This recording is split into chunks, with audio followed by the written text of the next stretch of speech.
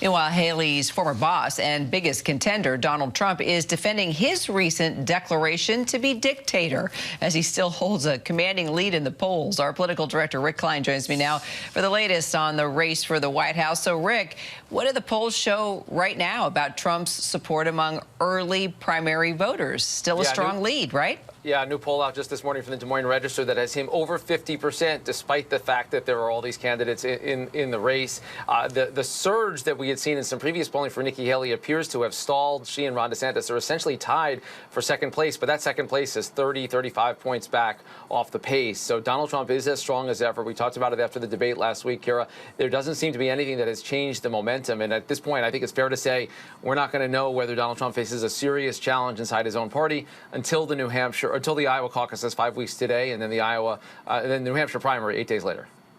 I'll tell you what, Nikki Haley sure wants it, as we just heard from her sit-down interview with our Lindsay Davis. All right, let's talk about Liz Cheney. She continues to warn America, no surprise, that Trump is a threat to American democracy. She sat down with our John Carl this week. Let's take a listen.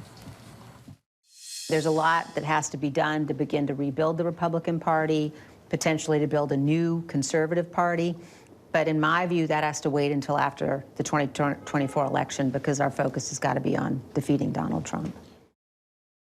So she has also said that she's considering a presidential run. How likely do you think that is, Rick?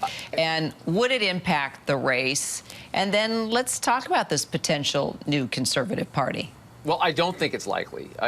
Hearing her talk and the way that John spoke it through with her, she understands the challenges. It's very hard to get on the ballot. It's very hard to make a dent. And it is very likely to help elect Donald Trump. If you believe a lot of the polling that's been out there, including many from Democrats, the No Labels movement or another third-party contender that would give conservative voters a reason not to vote for Joe Biden. If it's a bipolar choice, if it's one or the other, then anything that takes away from the anti-Trump vote is potentially dangerous.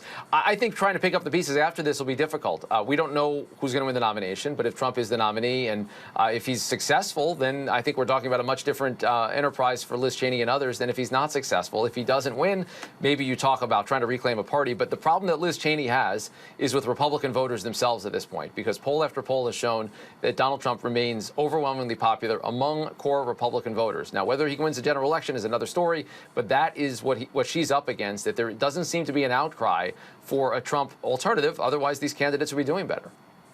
So, speaking of doing better, let's go back to Nikki Haley, because she is the one where we are witnessing momentum, and she's climbing up there in the polls.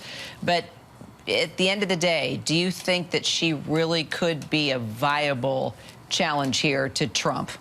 Look, if she beats Donald Trump, then the general election looks a lot different. All the polling is confirmed she's much stronger going into a general election against Joe Biden. The question, does she get there? And we've seen groups, including the Koch-backed organizations, American Prosperity, they're banking on the possibility of Haley doing very well in Iowa, maybe winning New Hampshire, then sailing through her home state of South Carolina and being in a position to go one-on-one against Donald Trump. Frankly, there's no other way to beat him than a one-on-one, and that means she's got to outlast Ron DeSantis.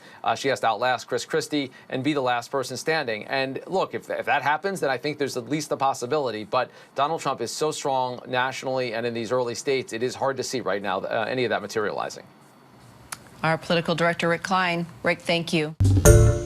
Hi, everyone. George Stephanopoulos here. Thanks for checking out the ABC News YouTube channel. If you'd like to get more videos, show highlights, and watch live event coverage, click on the right over here to subscribe to our channel. And don't forget to download the ABC News app for breaking news alerts. Thanks for watching.